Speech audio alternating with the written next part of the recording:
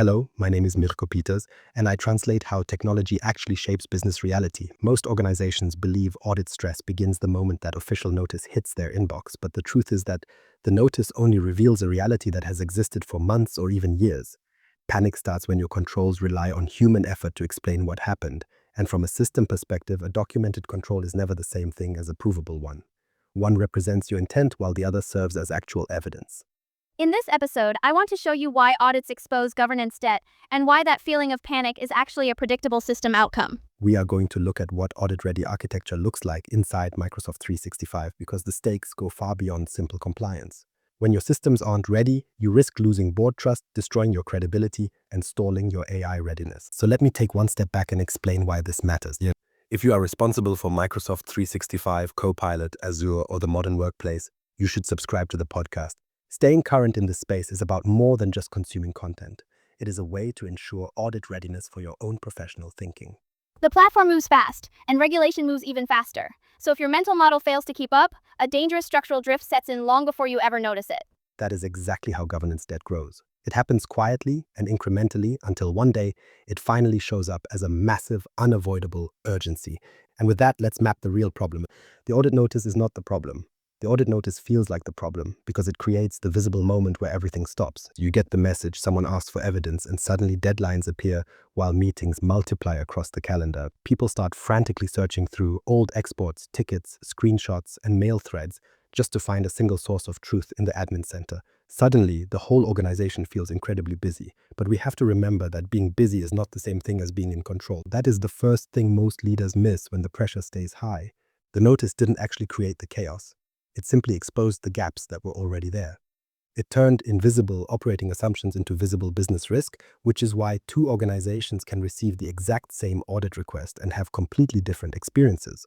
One stays calm while the other starts improvising, even though they use the same platform and answer to the same regulators. The difference comes down to operating design. Because the audit notice is just a trigger rather than the cause, the real issue sits much deeper in the environment. It lives in ownership gaps, short log retention, manual reporting, and controls that exist in policy language but not in a repeatable proof layer.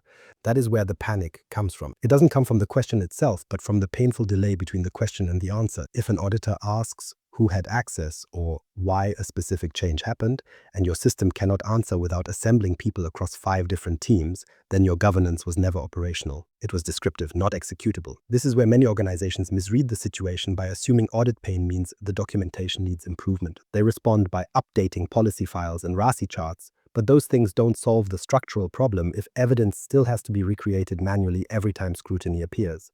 When proof depends on memory, screenshots, and the availability of the one admin who knows where things live, you don't have maturity. You have a single point of failure. From a system perspective, calm audits come from environments where evidence is produced as part of normal operations. Busy audits come from environments where evidence has to be manufactured after the fact, and that distinction matters more than most compliance conversations ever admit. This clicked for me years ago while watching technical teams work incredibly hard during audit windows. These were smart, committed people who weren't failing because they didn't care. They were simply compensating for a massive design gap. The organization had built for productivity and change, but it had not built equally for proof. When the audit arrived, human effort became the structural compensation for a system that couldn't speak for itself. One team exported logs while another reconciled access lists. And meanwhile, legal and security were both asking for history and certainty at the same time. That isn't resilience, it's compression. Compressed systems don't suddenly become reliable just because the stakes go up.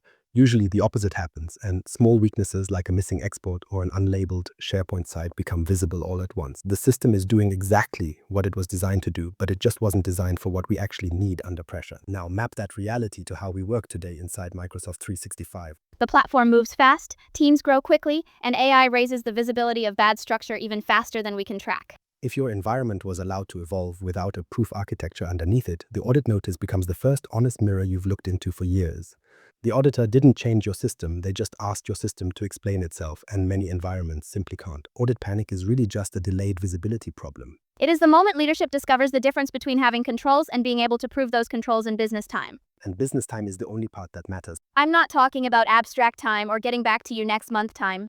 I mean, the kind of time where delay itself becomes a signal to regulators that you aren't actually in control. If it takes 2 weeks to answer a basic control question, the answer tells a story about how the environment is governed. It tells you whether control lives in the system or only in the people standing around the system. The audit notice is not the problem. It is the moment the system stops being able to hide how it really works. Once you see that, the next question becomes obvious. Governance debt. What it really is. Governance debt is what accumulates when an organization keeps delaying the hard decisions that shape long-term control. This doesn't happen because people are careless, but usually because they are busy and the business demands speed above all else. Exceptions get approved and reviews get postponed while ownership stays vague, and nobody stops the machine because everything still appears to work from the outside. This is why governance debt is so dangerous. And it doesn't look like failure while it's growing, it looks like progress. New teams launch, more apps get connected, and AI pilots start while the system keeps delivering visible output. Leadership reads the environment as productive, but beneath that surface, debt is forming in 5 very specific places: access, lifecycle, logging, ownership, and evidence. These 5 areas are where operational convenience quietly outruns structural control. If questions about who has access or why a workspace still exists don't have system-level answers, the debt is already there. Many people hear the word debt and think of technical debt like old code or deferred upgrades, and while that comparison is useful, governance debt is much broader because the exposure is broader. Technical debt slows systems down, but governance debt exposes the entire business to external risk. It affects audit outcomes, investigation speed, and even the confidence your regulators have in your leadership. Eventually, it affects whether you can make credible claims about how your environment is controlled at all. I treat it as business debt with heavy regulatory consequences. In Microsoft 365, this debt builds quietly because the platform makes growth so easy for the end user. Between self-service teams, fast SharePoint creation, and new Power Platform use cases, none of this looks alarming on its own. Collectively, however, it creates drift. Drift is where governance debt likes to hide, especially when the system changes faster than the operating model around it. Policies stay static and evidence collection stays manual until a forcing event appears and everyone realizes the environment is harder to explain than it is to use. That event might be an audit, a Copilot rollout, or a security incident, but the pattern is always the same. Something asks the environment to become legible, and that is when the debt finally surfaces. I often say that audits are not surprise events. They are debt collection. They collect every decision you postponed and every exception you never normalized over the last 3 years. Every log you never exported and every ownership gap you tolerated comes back to haunt the balance sheet. The longer this goes on, the more expensive the collection becomes because debt always compounds. When an admin leaves, their tribal knowledge leaves with them. And when a default retention setting expires, your history disappears forever. One undocumented sharing pattern spreads until permissions become impossible to explain, and then AI arrives to surface information across a data estate that was never governed for explainability.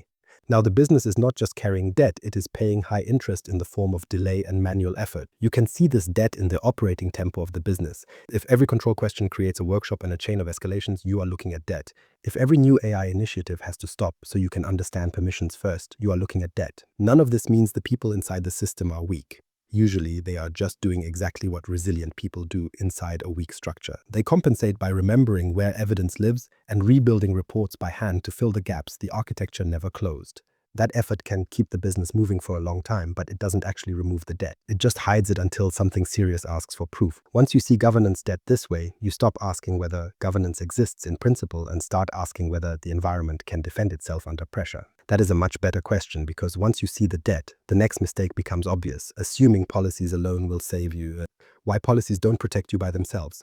Policies matter because they declare your intent. They tell the organization what good actually looks like by defining expected behavior, ownership, escalation, and access principles. Without them, governance becomes a series of improvised, subjective guesses, so I am certainly not anti-policy. But here is the thing, a policy is not proof. A lot of executive teams quietly assume that if the document exists, the reality follows. They believe that if an access policy is on the books, then access must be governed. If a retention policy is signed, then data must be flowing into the right buckets.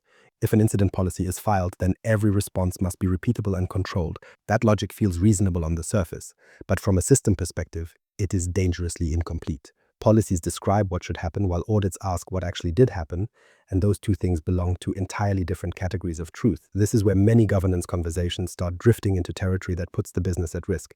The organization becomes very good at describing controls in beautiful, formal language that looks mature on paper. However, the tenant behaves according to configuration, workflow, logging, and operational follow-through, not according to the elegance of a PDF. That gap matters more in Microsoft 365 than many leaders expect because the platform is constantly shifting. Permissions change, groups multiply, labels get applied unevenly, and admin roles shift while features continue to evolve. A policy can remain perfectly written in a drawer, while the real environment slowly drifts away from it until the two no longer match. So when leaders say, but we have a policy for that, what they usually mean is that they have declared an intention. The audit question is much more demanding. Can you show that the control was active, traceable, and effective over time? That is a harder standard to meet, and it is the exact standard that exposes fragile governance. A strong policy can easily coexist with weak audit readiness. I have seen organizations with excellent governance documents that still needed weeks of manual labor to prove who had access or whether a specific control exception was ever approved. The words existed on the page, but the operating proof was nowhere to be found. And why does that happen? It happens because policy without telemetry is fragile. When you have policy without logs, ownership, or evidence trails, you have a system that only works in theory. Under the pressure of a real inquiry, theory collapses fast. This clicked for me when I started separating governance language from tenant behavior. Governance language says we review access regularly and classify sensitive information, but tenant behavior asks for the date of the last review and the location of that specific record.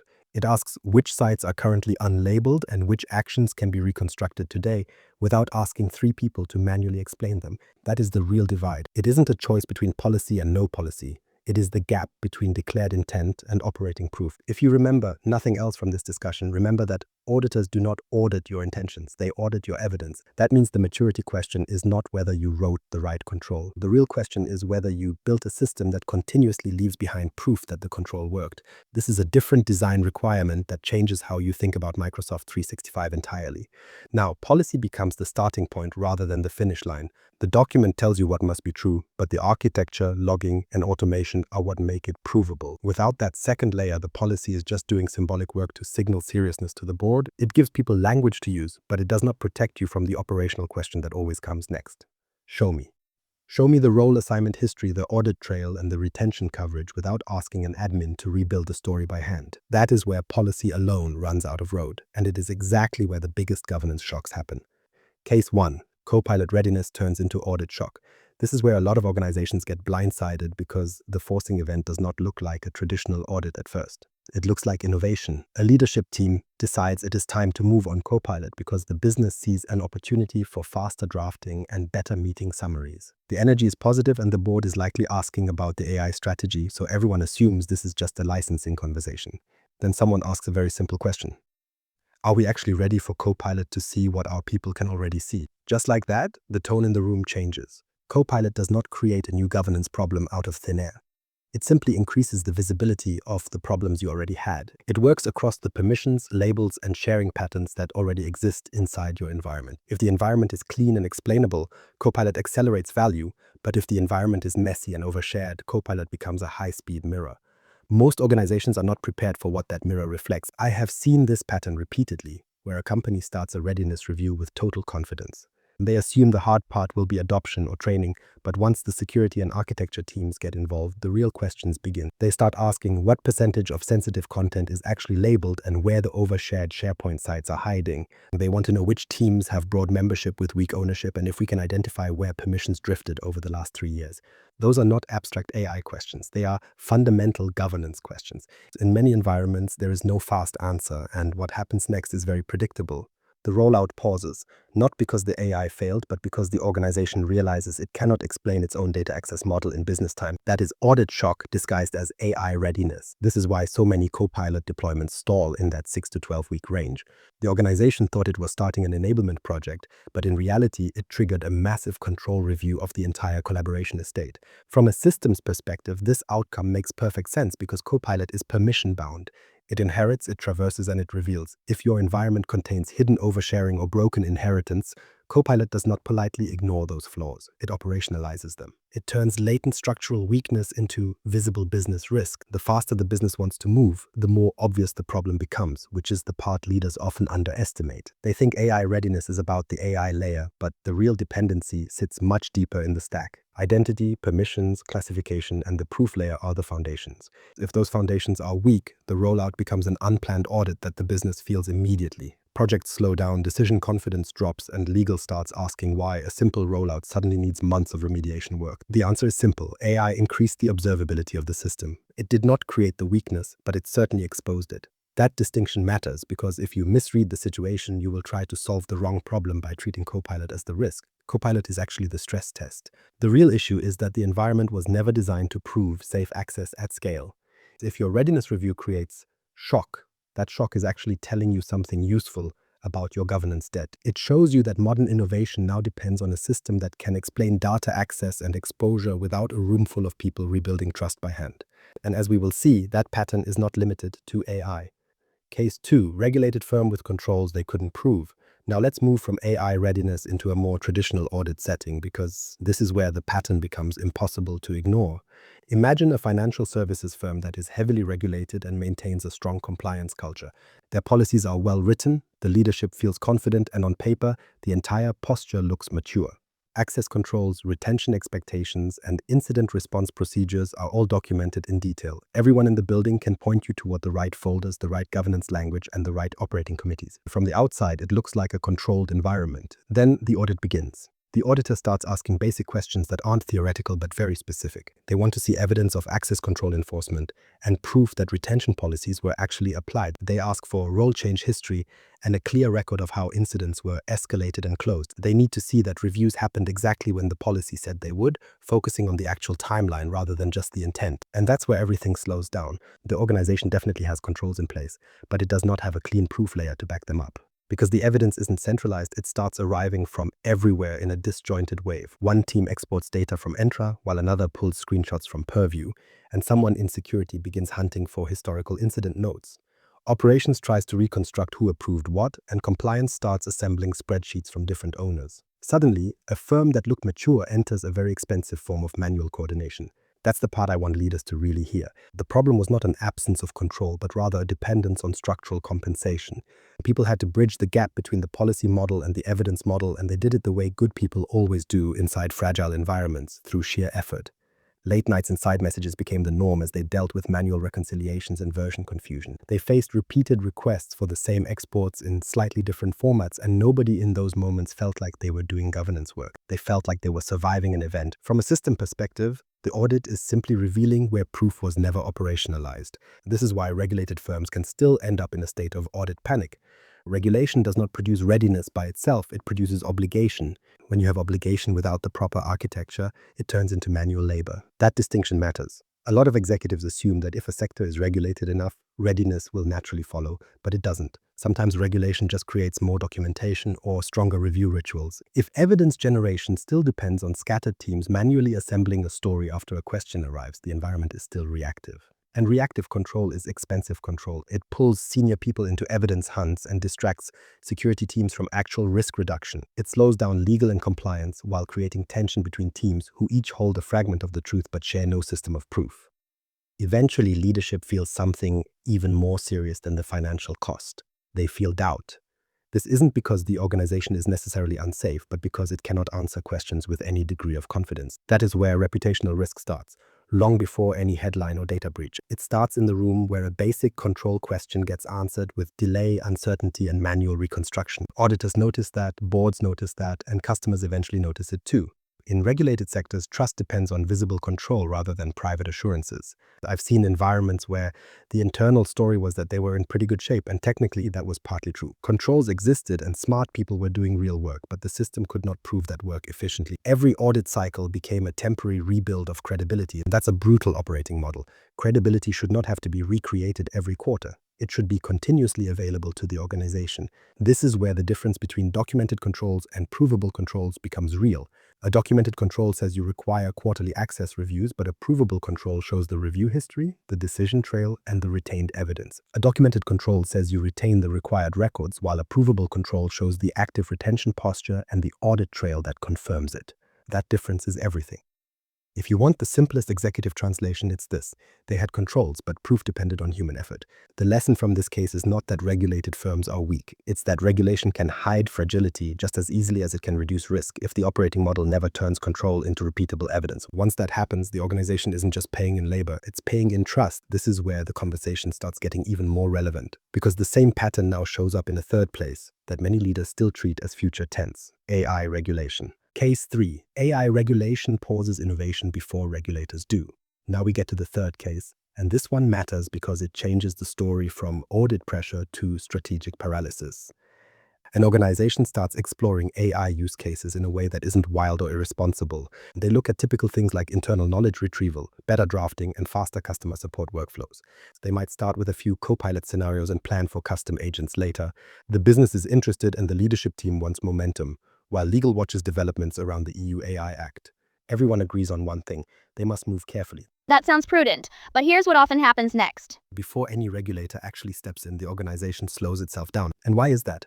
It happens because the system cannot explain itself. There is no clear baseline for classification and no reliable traceability for what data is being used where. Because there is no shared view of ownership or consistent evidence of how sensitive information is governed, there is no simple way to show which controls would apply once AI starts interacting with that data.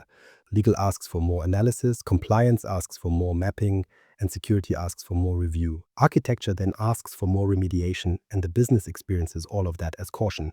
But if you look closely, it's not really caution, it's uncertainty created by a weak control architecture.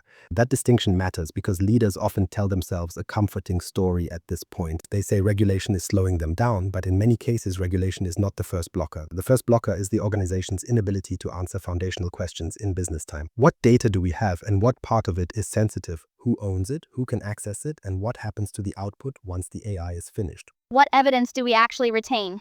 Those are not advanced legal questions, they are operational governance questions. If the system cannot answer them, then every discussion about safe AI becomes purely theoretical. No one wants to approve these projects at scale because approval would depend on trust that hasn't been structurally earned. This is where innovation starts paying the price for invisible systems.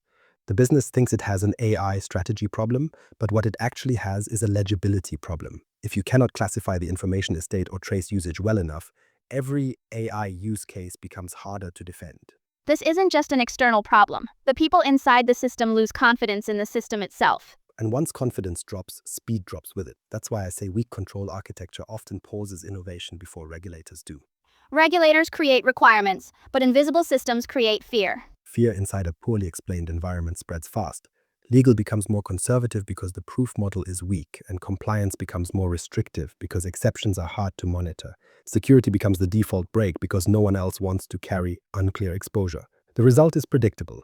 AI use cases remain stuck in pilot mode, value stays hypothetical, and the organization spends more time discussing guardrails than building capability. Now, to be clear, this isn't an argument against regulation. Regulation is doing what it's supposed to do by raising the standard for accountability. It asks organizations to show that high-impact technologies are governed responsibly, and that part is fair. But the reason some organizations freeze is not simply that the rules are demanding. It's that the environment was never prepared to produce clear answers. There was no classification baseline, no traceability, and no proof layer. The conversation turns from how to scale safely to whether they can explain the system at all. That's a very different place to operate from.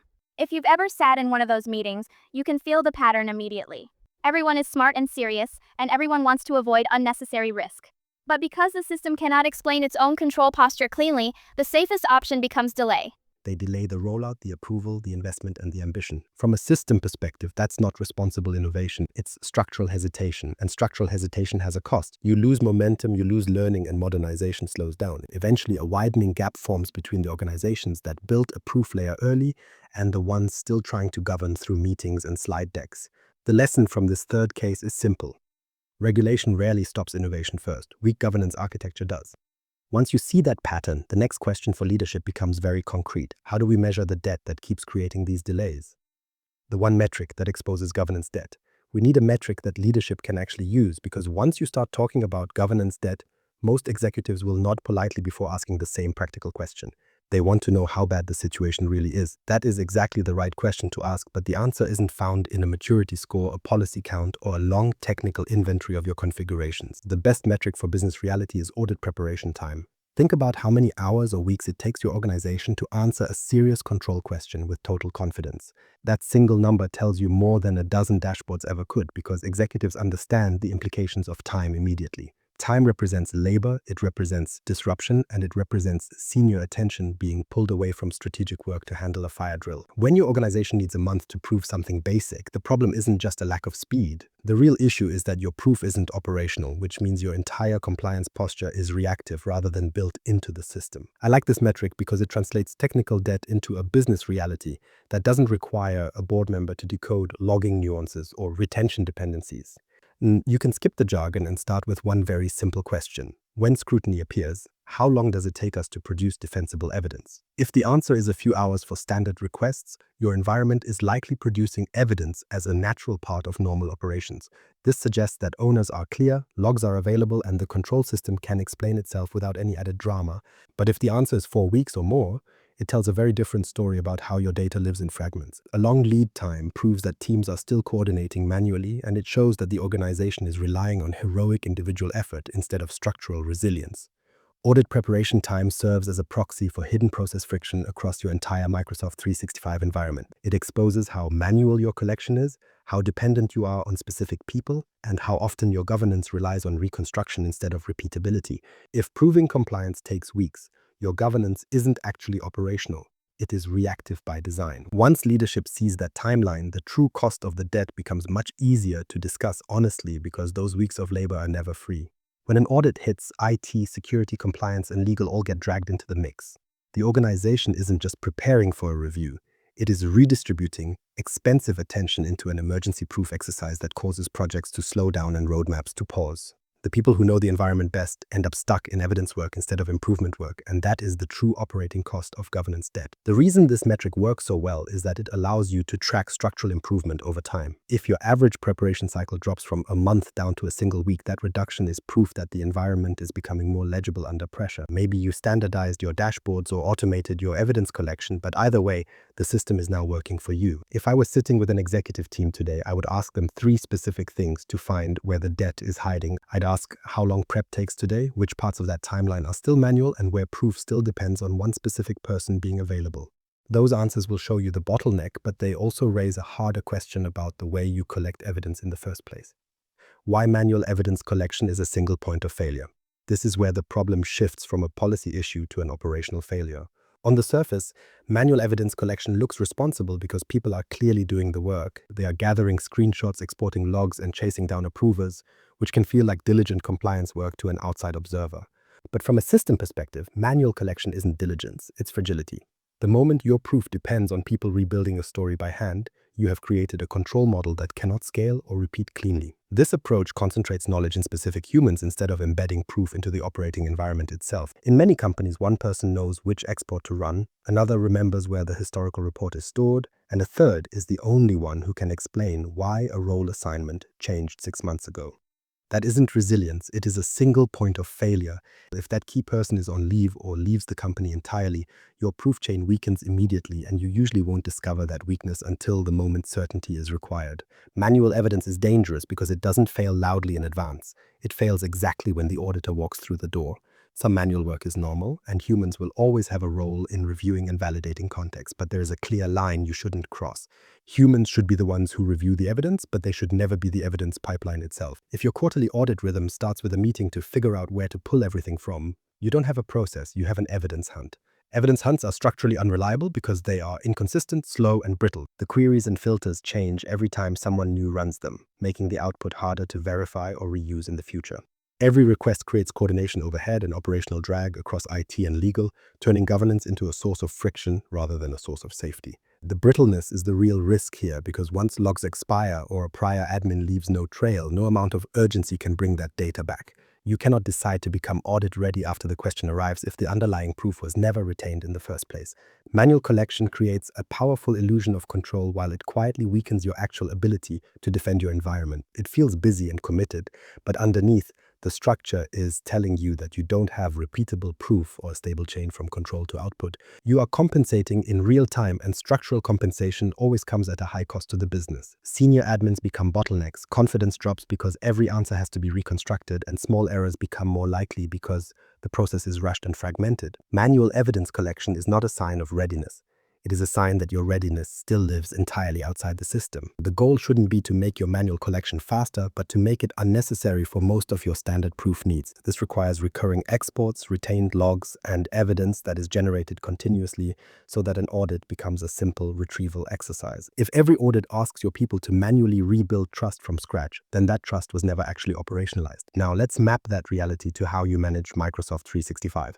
Microsoft 365 creates scale faster than most governance models mature.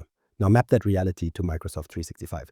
This platform creates scale at a pace that catches most organizations off guard. And usually, the environment expands much faster than the governance model can mature around it. That isn't happening because Microsoft 365 is broken or poorly built.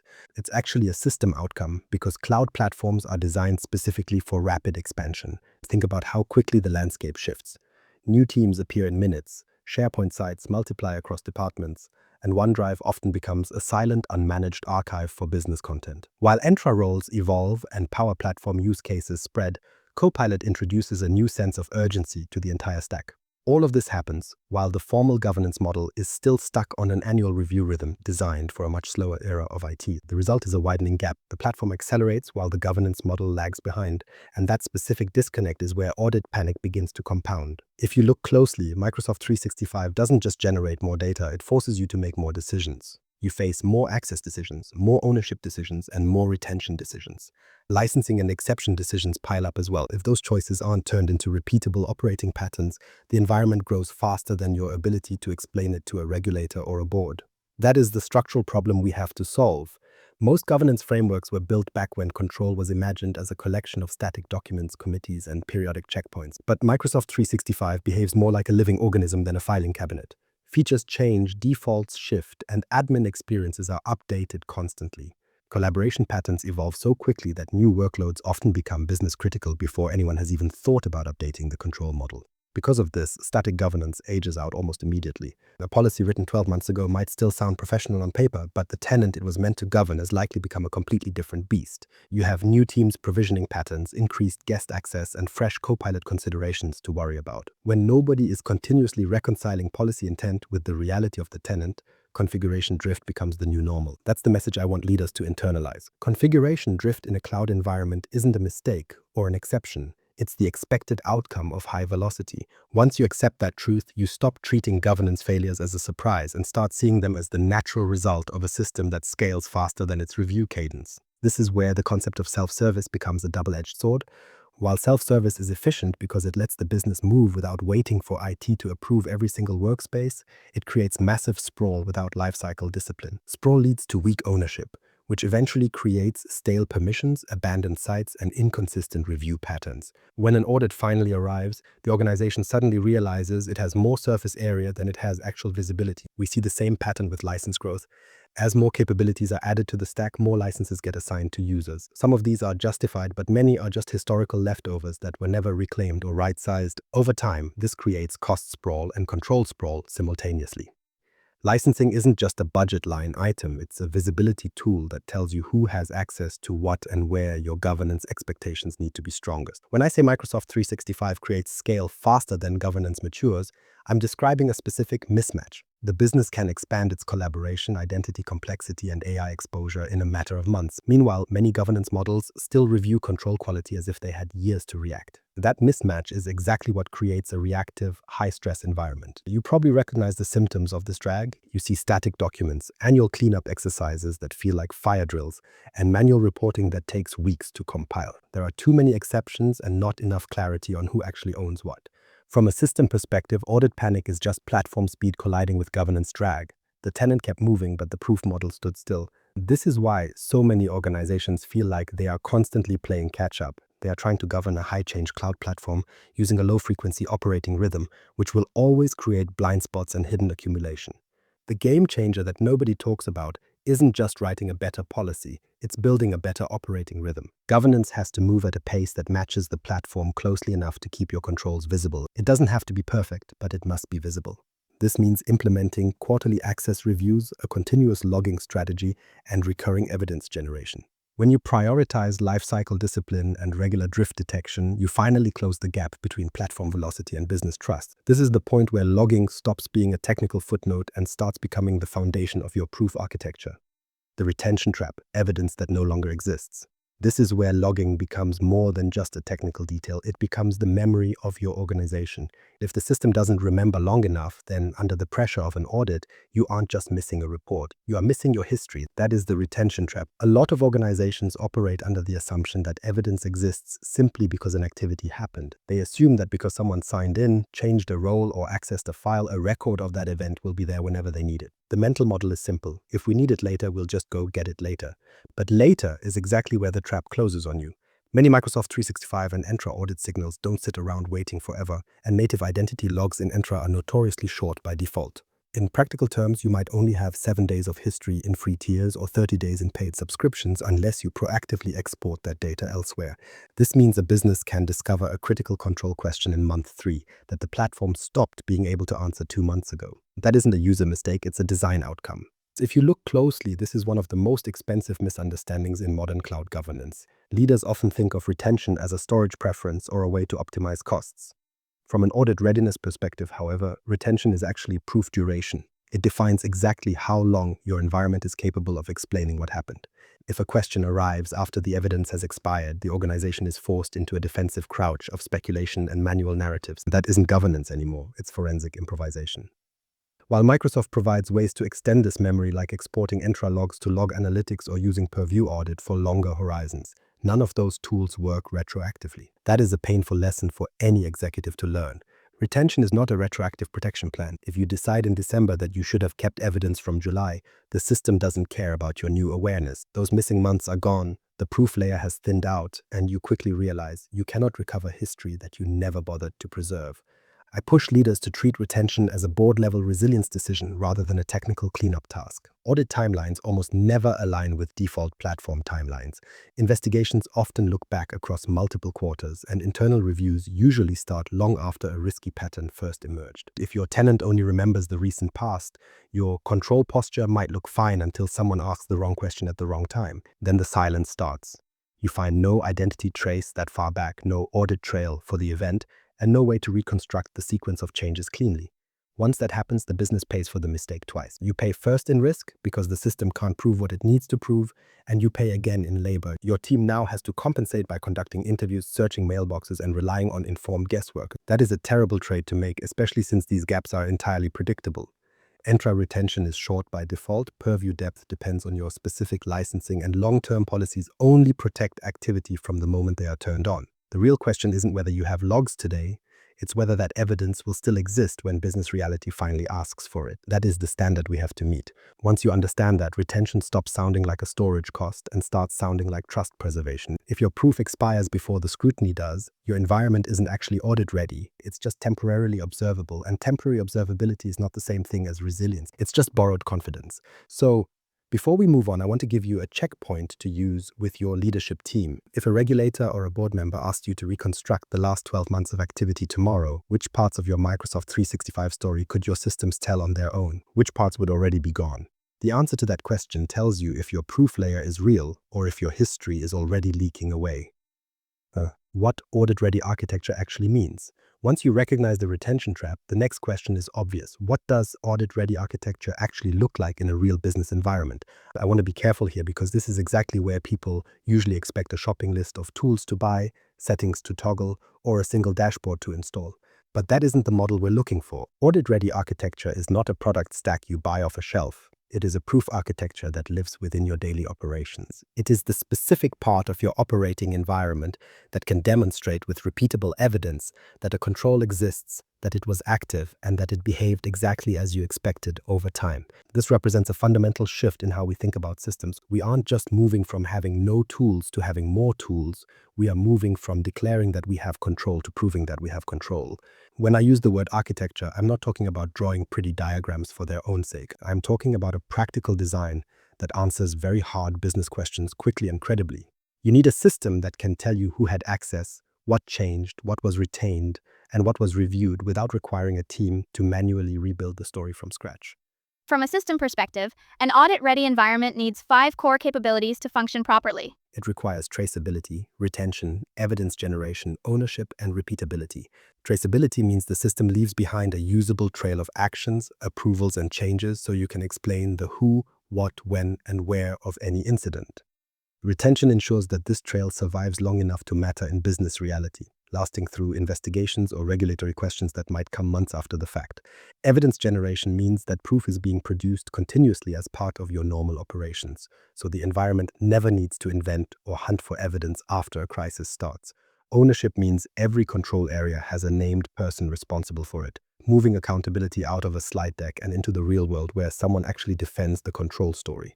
Finally, repeatability means the process works just as well next month under the same pressure, ensuring your compliance doesn't turn into a custom rescue mission every time a deadline hits. If even one of these elements is missing, your architecture is weak. This is where many Microsoft 365 environments start to look busy, but aren't actually ready for scrutiny. They might have policies and security tools in place, but because those controls aren't connected to a proof layer, the organization still has to manually translate technical data into business evidence. That is the gap between reactive preparation and continuous readiness. Reactive preparation assumes you will gather what you need when the audit arrives, while continuous readiness means the system is already producing the evidence trail as a natural part of how you work.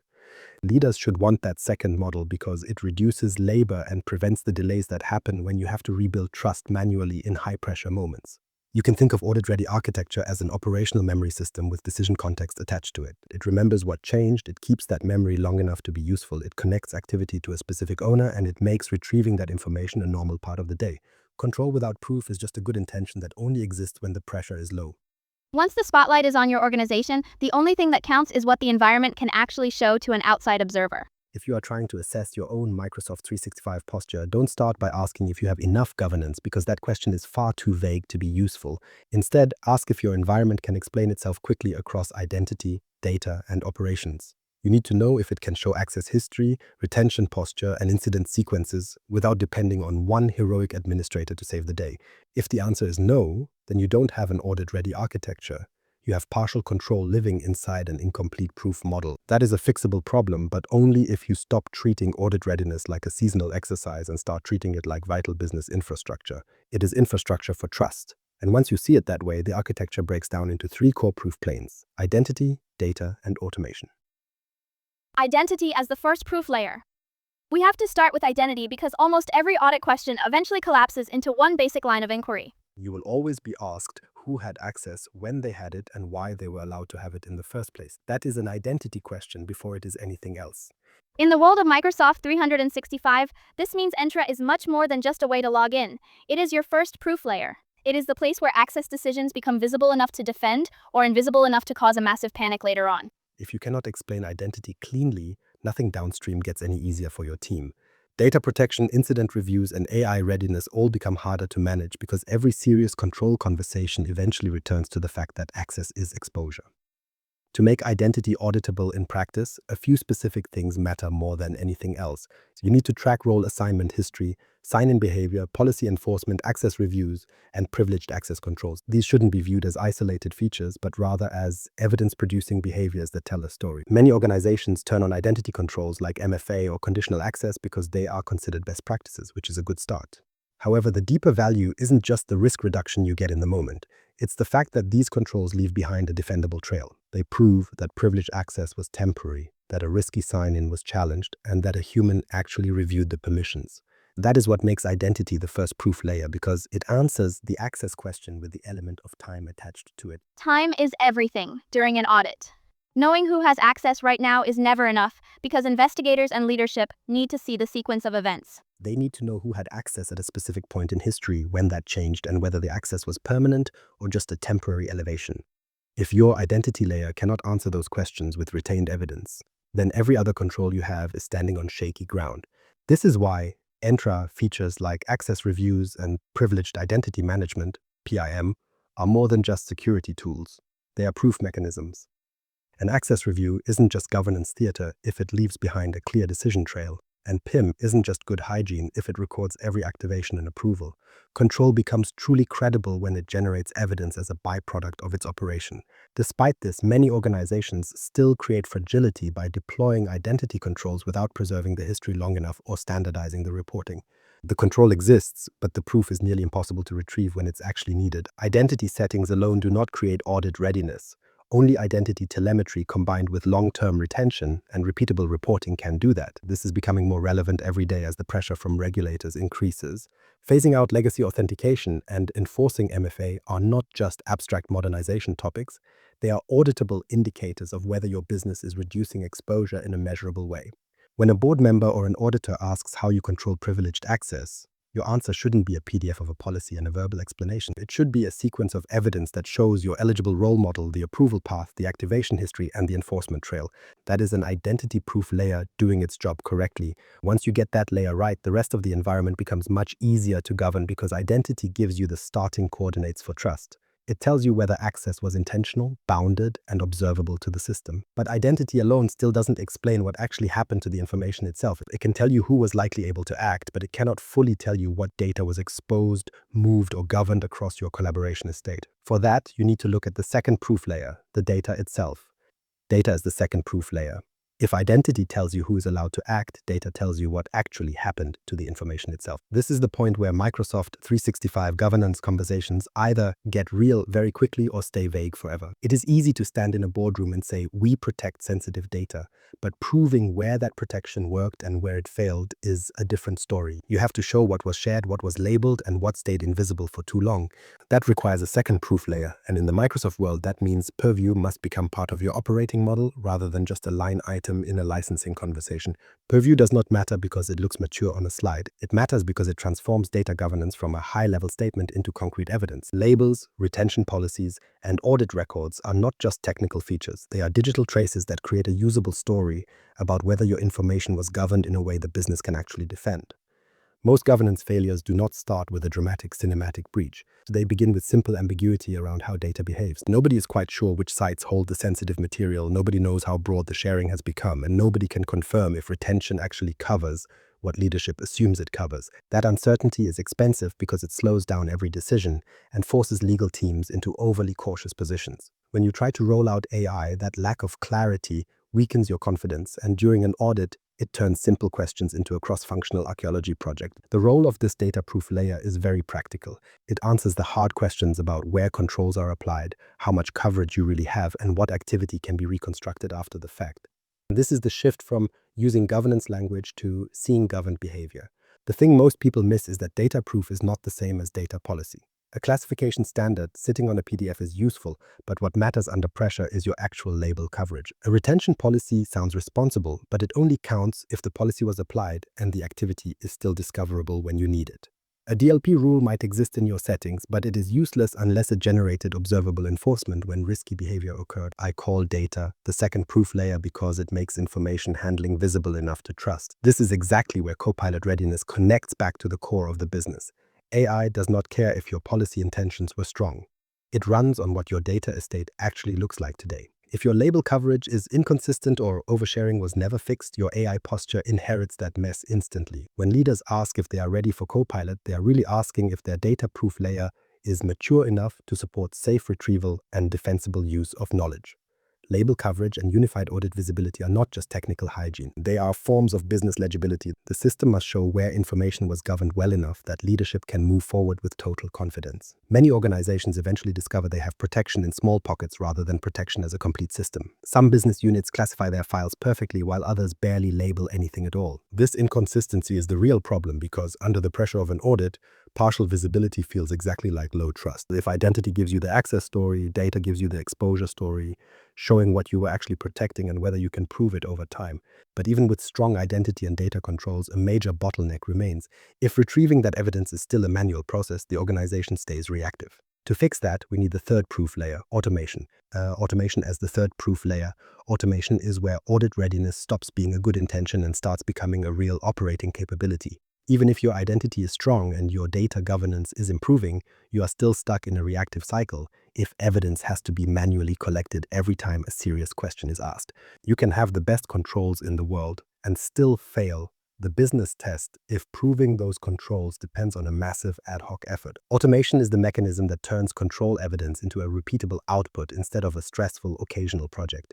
It connects your environment to a steady rhythm where reports run, queries are saved, and logs are exported automatically. When dashboards refresh and exceptions are assigned without human intervention, the evidence exists before the request even shows up. This is a fundamental shift in how a business operates. Without automation, proof depends entirely on human memory and whether the right person is available to pull a report. With automation, proof becomes part of the environment's normal behavior, meaning the system produces evidence while the business is working rather than after the business is challenged. The real role of this third layer is not to replace human judgment, but to remove the need for human reconstruction. Humans still need to review what the system shows and decide if a pattern is risky or if a remediation is needed. However, those people should not have to rebuild the entire evidence chain from scratch every quarter just to start the conversation. In practical Microsoft 365 terms, this looks like recurring exports from Entra and Purview. It means having scheduled reporting on access reviews, label coverage, and DLP incidents that populate a dashboard without someone needing to take 10 different screenshots. You start using Log Analytics, Sentinel, and the Graph API as evidence pipelines rather than just troubleshooting utilities. When something drifts out of compliance, the system assigns a workflow so the issue becomes visible to an owner immediately. Automation is what finally closes the gap between raw telemetry and usable business proof. It does not mean every control is perfect or that the environment runs itself, but it does mean the most repeatable parts of evidence production no longer rely on custom effort. Repeatability is what creates trust at scale. If the same audit question gets a different answer every few months because the reporting process keeps changing, the organization is not maturing, it is just improvising. But when the query is stable and the output is scheduled, proof starts behaving like infrastructure. Once that happens, audits get calmer, investigations get faster, and executive updates get much cleaner. The people inside the system can finally spend less time proving that governance happened and more time improving how the system actually works. The goal here is not to automate the audit itself. The goal is to automate the production of audit-relevant evidence during your normal day-to-day operations. It sounds like a subtle distinction, but it changes everything about your posture. If you only automate for the audit moment, you are still designing around a stressful event. When you automate evidence collection as part of the operating model, you are designing for continuous legibility. Leaders need a Microsoft 365 environment that does not require a temporary war room every time trust needs to be demonstrated. If identity is the first layer and data is the second, automation is the layer that makes both of them usable at the speed of business. It is the force multiplier that turns scattered signals into retrievable evidence, and it is the reason mature organizations can stop treating audits like seasonal emergencies. The cost model of audit panic. Now we need to translate these concepts into the language that leadership actually responds to, and that language is almost always cost. Governance debt survives as long as it sounds like an abstract technical problem, but the conversation changes the moment you show what audit panic actually costs the bottom line. It moves from a suggestion that we should probably improve things to a serious question about why we are running the business this way in the first place. The first mistake most organizations make is only pricing the visible part of the problem. They might count a few compliance hours, some audit support time, or perhaps a consulting bill. But that is not the real number. The real number is a hidden tax distributed across your entire infrastructure. IT spends days extracting evidence while security teams struggle to validate events and reconstruct timelines. At the same time, compliance officers are trying to organize these fragments into a story they can actually defend. Legal teams then have to review the wording and exposure. And operations managers find themselves explaining why process gaps exist. Senior leaders eventually get pulled into update meetings because nobody wants an uncertain answer reaching the board without being framed correctly. This is not just one team doing audit work, it is a cross-functional tax created by a weak proof architecture. Because this work is spread so thin, it usually escapes financial visibility and shows up as context switching or delayed projects. No one lists governance debt as a line item on a budget, but the business pays for it through interrupted roadmaps and highly paid experts doing low-leverage reconstruction work. This is why I believe audit preparation time is such a vital metric for any CTO or architect. It turns an invisible drag on the organization into a measurable cost that leadership can understand. If a single audit question triggers 2 weeks of evidence gathering across 7 senior people, you aren't just looking at process overhead. You are looking at expensive labor being redirected away from security improvements, AI enablement, and actual business delivery. That redirection has a massive ripple effect. The cost of audit panic is never just the effort required to answer the question, it is also the value of the strategic work that now isn't happening. The redesign for access reviews gets postponed, the retention cleanup slips another quarter, and the Microsoft Copilot rollout waits for more clarity. While the architecture team spends their time defending the current state instead of building the next one, the organization loses its competitive edge. That is opportunity cost, and in most companies, it is significantly larger than the direct audit effort itself. Now map that reality to Microsoft 365 specifically. If your environment has license sprawl, over-provisioned access, and weak retention discipline, audit panic exposes financial weakness just as much as control weakness. Unused licenses stay assigned because nobody has a clean review rhythm, and you end up paying for premium capabilities without any clear evidence of value. Governance debt quietly transforms into a permanent cost debt. The current business climate makes this issue even sharper because Microsoft 365 price increases are taking effect in July of 2026. Organizations that cannot right-size their environment before the next renewal cycle are doing more than just overpaying. They are locking structural inefficiency into their next operating period. That is a design failure. The same weakness ends up hurting the business twice. Once in the manual effort of the audit and again in the wasted license spent. When leaders ask if audit readiness is worth the investment, the better question is to ask how much we are already spending to compensate for not having it. That is the real business case. It isn't about a theoretical saving in the distant future. It is about current waste, current delays, and the constant disruption of your best people. Beyond just cost control, audit panic distorts the quality of your decisions. When every major conversation about AI or compliance begins with uncertainty, leaders naturally make slower and more defensive choices. Projects stall or get burdened with extra layers of review simply because the system cannot produce a clear answer quickly enough. That friction slows the entire motion of the company. The cost model of audit panic really has 4 layers: direct labor, interrupted strategic work, locked-in inefficiency, and a slower business tempo. Once you see all 4 layers together, the economics of the situation become obvious. Audit readiness is not administrative overhead, it is a structural cost reduction. It lowers the recurring tax of proving control, improves license discipline, and protects leadership attention from being consumed by preventable evidence hunts. But cost is only one side of the business reality. Reputational risk is what happens when control can't be demonstrated. The other side of this equation is reputation. I don't mean reputation in a vague marketing sense. I mean operational credibility and the confidence that auditors, regulators, and boards have in your leadership. When they ask a basic question about control, they expect a serious, immediate answer. That kind of reputation is not built by making declarations. It is built by demonstrability. If you look closely at how systems fail, reputational risk starts long before a public breach or a headline. It starts the moment leadership cannot explain their own environment with confidence. When answers become hesitant and every response needs a qualifier, you have created a visible signal of internal uncertainty. And why is that signal so dangerous? Trust depends on whether your controls look governable under pressure, and that doesn't mean they have to be perfect. It just means they have to be manageable. Can you show how access is managed? Can you prove how sensitive data is handled? Can you show exactly what happened when a configuration changed?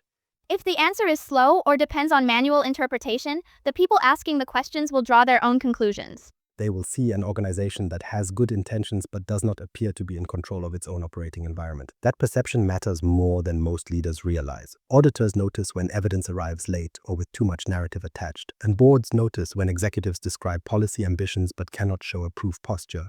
Customers and regulators see the same thing. A compliance program that sounds polished but behaves like an emergency exercise every time it's tested. That is how the erosion of reputation begins. It isn't always a scandal that does the damage. Often it is just hesitation and visible uncertainty. From a systems perspective, this makes perfect sense because reputation is a system outcome. It emerges from whether the business can repeatedly demonstrate accountability and responsiveness without needing an extraordinary manual effort every single time. When I talk about reputational risk in Microsoft 365, I am really talking about your social license to operate in a digital world. It is the right to be trusted with data, the right to scale AI, and the right to tell regulators that your governance is operational rather than aspirational. That license gets weaker every time control cannot be demonstrated. Some leaders make a dangerous mistake by assuming risk only becomes real after a failure becomes public. Structurally, the damage starts much earlier in the rooms where confidence drops and in the steering committees where approvals begin to stall. When language gets softer because certainty is missing, you are already paying a reputational cost. Once trust becomes harder to sustain, every future decision becomes more expensive for the organization. You end up with more reviews, more scrutiny, and more defensive communication that creates friction around every new innovation. The organization starts paying a credibility tax that compounds over time. A business that cannot demonstrate control will struggle to move quickly on AI or internal modernization because the proof layer is too weak. When that layer fails, confidence becomes incredibly expensive to manufacture. This is about much more than just passing an audit. It is about proving the business is governable. That is the real standard we should be aiming for. Can this organization show in real business time that its identity model and data controls are coherent enough to deserve trust? If the answer is yes, your reputation strengthens quietly in the background. If the answer is no, that reputation drains away just as quietly. Digital trust is no longer optional infrastructure. In a Microsoft 365 environment, it shapes how far you can scale and how safely you can adopt new technology like AI. If you want the executive summary in one line, it's this. Reputational risk is what happens when control might exist, but it cannot be demonstrated convincingly. Once you accept that reality, the next question is very practical. What commitments do you need to make now to build a system that sustains trust instead of trying to rebuild it manually every time? 3 executive commitments that change the system. If you're a leader who wants to actually change the system rather than just surviving the next audit, I believe the answer comes down to 3 specific commitments. We aren't talking about 20 different initiatives. We aren't talking about a massive 100-page transformation deck that sits on a shelf. These are 3 commitments designed to build structural resilience in the exact places where panic usually lives. The first one is straightforward. You have to commit to an audit-relevant retention policy that actually matches your business reality. For most organizations, this means moving to a minimum 2-year retention window for the logs, audit trails, and control evidence that fuel your investigations and regulatory reviews. I'm not saying 2 years is a magic number for every single scenario, but I am saying that relying on default short-term memory is not a serious way to govern a modern Microsoft 365 environment. And why is that? It's because if your window of scrutiny is longer than your window of evidence, your control model is already broken. That is the simple truth of the system. You cannot investigate, you cannot explain, and you certainly cannot defend what the system no longer remembers. This first commitment is really about refusing to live on borrowed confidence, and it signals that you won't run a business-critical cloud estate on the assumption that the most important questions will always arrive within a 30-day window. By preserving enough history to reconstruct decisions and access events without any guesswork, you move from a state of hope to a state of infrastructure. The second commitment is where the real turning point happens. You must commit to automated evidence collection and standard audit dashboards. This is the moment where an organization stops treating proof like a frantic scavenger hunt. Now, this is where I see most people hesitate because automation sounds like just another IT improvement project, but it isn't. It is a governance operating model. It means that the evidence for the controls you claim to care about, things like access reviews, role assignments, and DLP incidents, is generated on a recurring loop. Instead of collecting this data ad hoc when a crisis hits, the system produces it continuously so the environment can answer normal scrutiny without you having to spin up a temporary war room. That is the fundamental shift. You are moving away from manual screenshots and the nightmare of stitching spreadsheets together, and you are moving toward a system of continuous retrievable proof. Once you make that move, you'll find that a lot of secondary pain starts to disappear, and because audit prep time drops and evidence becomes consistent, the people inside the system can finally stop rebuilding trust from scratch every single quarter. I'd frame this very directly for any executive. If you are still preparing for audits manually, you are rebuilding trust every time instead of proving it continuously. That isn't a sign of maturity, it's a sign of structural compensation. The third commitment is one that finance, security, and governance teams should all be rallying behind. Commit to quarterly license and access reviews. I don't mean an annual cleanup. I mean every single quarter. Microsoft 365 environments move way too fast for yearly visibility to be enough. And because access changes daily and premium roles accumulate quietly, a once-a-year glance is essentially a blind spot. When contractors stay too long or licenses remain attached to users who no longer need them, you create a situation where governance debt and cost debt start reinforcing each other. A quarterly rhythm matters because it restores your operating cadence. It gives the organization a recurring mechanism to reduce overprivilege and reclaim wasted spend before entitlement drift becomes the new normal. Most importantly, it makes your governance visible in business time, which prevents the environment from becoming an expensive, unexplainable mess that you only deal with after the fact. Now, you could certainly add more to this list. You could standardize your executive dashboards or formalize board-facing indicators. You could even expand your review cycles for specific workloads. But here's the thing, if leadership commits to these 3 specific pillars, the system starts changing on its own. With longer memory, continuous evidence, and regular right-sizing of your access and licensing, you are effectively removing single points of failure across the board. This improves your audit readiness, but it also improves your investigation quality, your AI readiness, and your overall executive confidence. These aren't administrative promises, they are architectural ones. They shape how your environment behaves when it's under pressure. Annual cleanup culture gives leaders the dangerous illusion that one big push can reset the tenant, but the cloud moves too quickly and the collaboration surface is too wide for that to work anymore. A once-a-year effort might clean up some of the visible mess, but it doesn't create a rhythm of proof or the kind of resilience that holds up under real scrutiny. If I were advising your leadership team today, I'd keep it plain. Don't fund another audit scramble. Instead, fund the conditions that make scrambling unnecessary.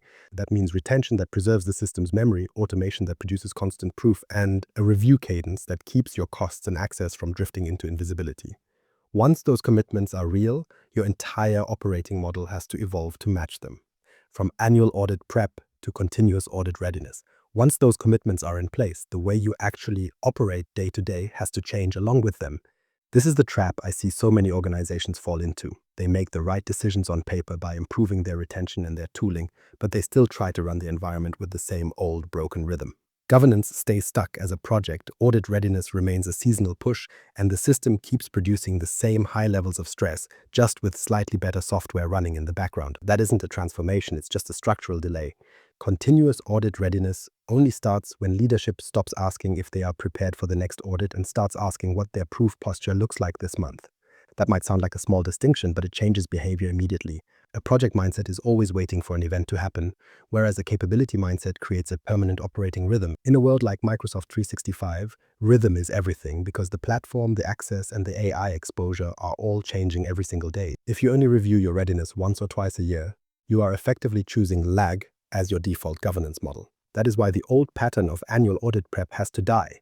It's not that annual reviews have no value, but they are simply too slow to be the mechanism that keeps trust visible to the business. What replaces that old model is a consistent cadence built on named owners, recurring reviews, and standard evidence outputs. It doesn't have to be complicated, but it does have to be operational. Let's look at how that works in practice. If you treat identity as a proof layer, then someone must own the recurring review of privileged access history and policy changes. If you treat data as a proof layer, then someone has to own the visibility into label coverage and DLP signal trends. If automation is your proof layer, then someone needs to be responsible for ensuring that reports ran, exports were saved, and dashboards stayed current. That is what a real capability looks like. It isn't about having more meetings. It's about having clear accountability tied directly to the flow of evidence. Most organizations actually need a much stronger discipline here than they realize. They often have someone accountable for a control, but nobody is accountable for the proof that the control can be demonstrated. Those are two very different things. A team might own your retention settings, but if nobody owns the recurring production of audit-relevant evidence, your readiness is still fragile. The shift you're making is moving from abstract responsibility to evidence-based responsibility. Now think about how that looks for leadership reporting. If the only time an executive hears about governance is during an audit or a crisis, then your governance is essentially invisible between those events. That is a failing operating model. Continuous readiness means that leadership sees a small, focused set of indicators that make your proof posture legible long before any panic starts. You don't need 50 different metrics to track. You just need a few that reveal whether your proof architecture is getting stronger or weaker, such as your audit preparation time or your privileged role trends. If I were you, I would keep one specific metric in front of leadership at all times. How long does it take us to produce defensible evidence for a serious control question? If that number is falling every quarter, your structural resilience is improving. But if that number stays high, then despite all the fancy governance language you might be using, your operating model is still reactive. That is the scoreboard that matters. The payoff here is much bigger than just having calmer audits. It means faster investigations because the evidence already exists, and a safer AI rollout because your visibility is already high. You get stronger executive confidence because answers don't have to be invented under pressure and your teams aren't constantly pulled into emergency work. That is the future pace of business. It isn't heroic, it's just calm. And that calm is a system outcome that comes from an environment where trust no longer has to be rebuilt manually every time someone asks a question. It is maintained through a steady cadence and evidence that moves at the same speed as the platform itself. Now, we have to look at the harder truth that most organizations are still trying to avoid. The system is doing exactly what it was designed to do. Now we have to face the harder truth that most organizations still try to avoid.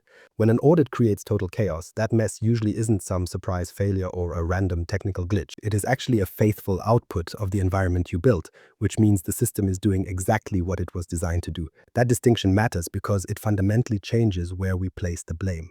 Most organizations respond to audit panic by pointing fingers at the people inside the environment, claiming the admins should have documented better or the security team should have exported more data.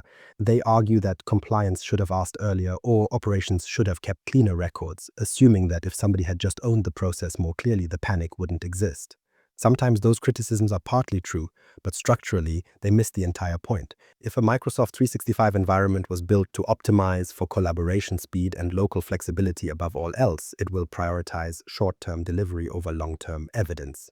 When that system is put under scrutiny, it behaves exactly how it was programmed to behave, staying fast when people are working, but turning incredibly slow when those same people are asked to explain their actions. This isn't a moral failure on the part of your staff, but rather a predictable design outcome. Once you see the situation through that lens, a lot of the false drama starts to fall away. The heroic admin staying late to reconstruct access history is not a real solution, and the compliance lead chasing screenshots across 5 different teams is just another symptom of the same problem.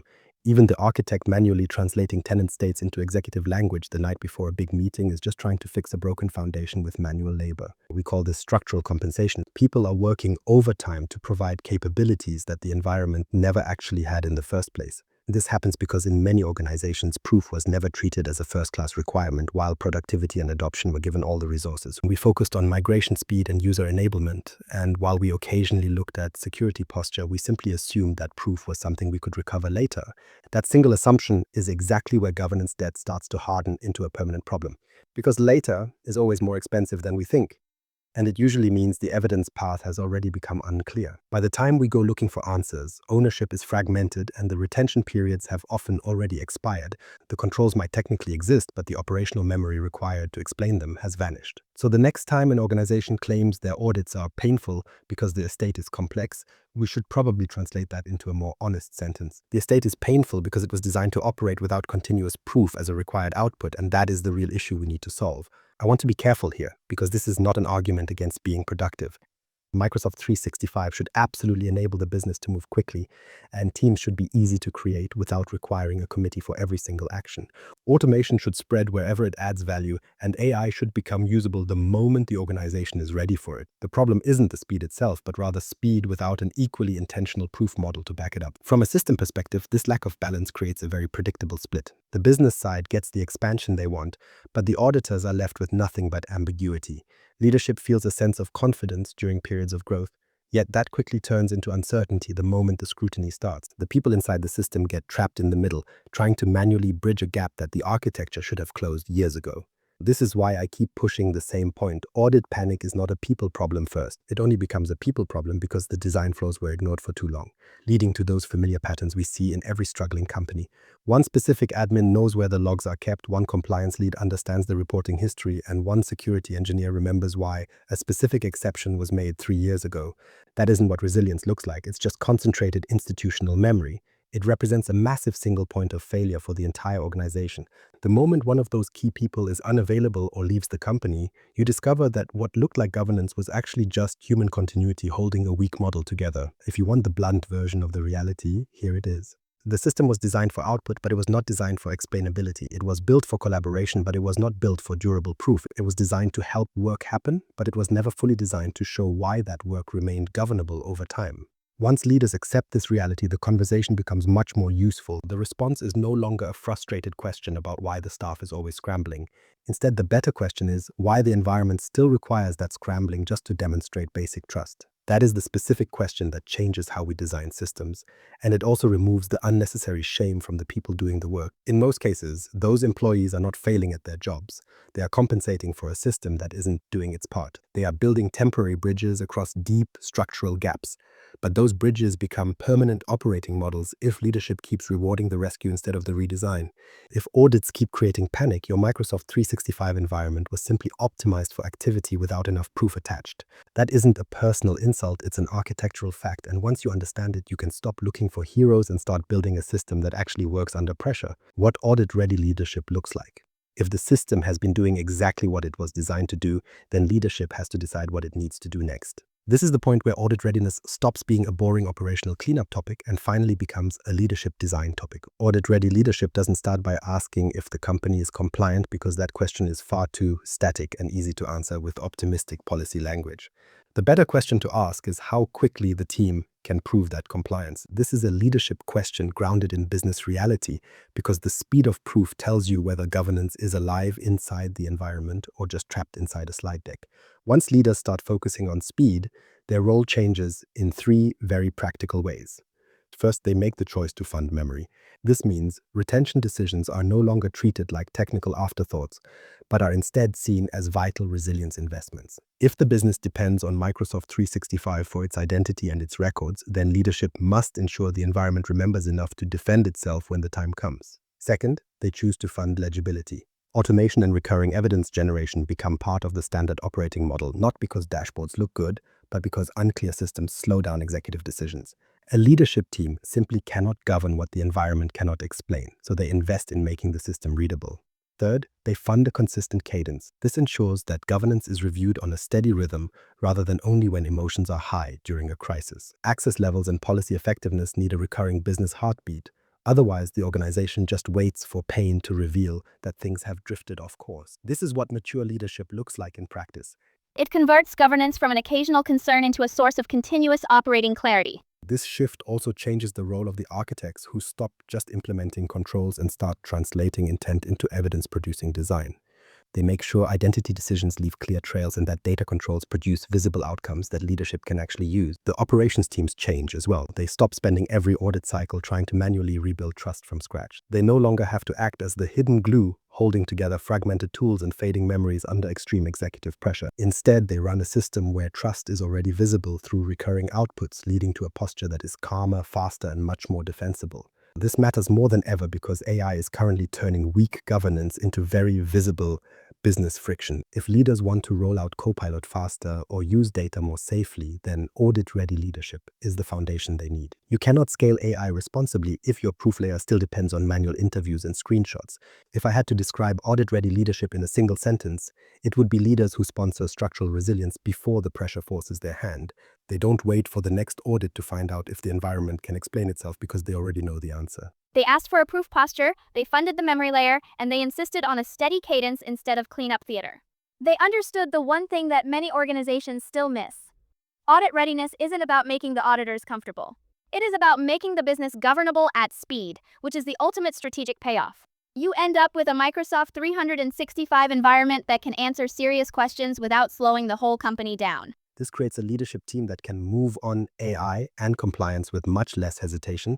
It builds an operating model where proof is a normal output of the environment rather than an emergency product assembled under pressure. That is what good leadership looks like. Not louder governance or more policy language, but better questions, better funding choices, and a much better operating rhythm. Once those pieces are in place, the path forward becomes very direct. My name is Mirko Peters, and I translate how technology actually shapes business reality, which is why I believe the first move is simply making the system visible. You need to measure your current audit preparation time and find the specific points where proof still depends on people instead of architecture. If you look closely at your retention gaps and evidence workflows, you can see if access and license reviews happen on a real quarterly cadence or only when someone gets nervous. This is where the redesign starts, because the payoff for fixing these structural flaws is straightforward and immediate. You get faster audits and lower disruption, but you also build stronger AI readiness and more credible governance across the board. Instead of manual trust rebuilding, you gain structural confidence, and once proof becomes a core capability, the whole business stays much calmer under scrutiny. So here is the core truth. Audit panic is not caused by regulation, but by invisible systems that cannot prove control without massive human effort. The real issue isn't that you lack controls, it's that your Microsoft 365 environment still depends on manual reconstruction to defend the rules you say you have in place. When that changes, everything changes, and you'll find that audits get calmer while your business decisions get significantly faster. AI readiness becomes more real, and leadership confidence finally stops depending on hope and starts depending on the system itself. If you want more conversations on Microsoft 365 Copilot and how technology actually shapes business reality, subscribe to the podcast and connect with me on LinkedIn. If you audited your proof layer the same way you audit your systems, what would you find? And is that system built to sustain trust or just rebuild it manually every time?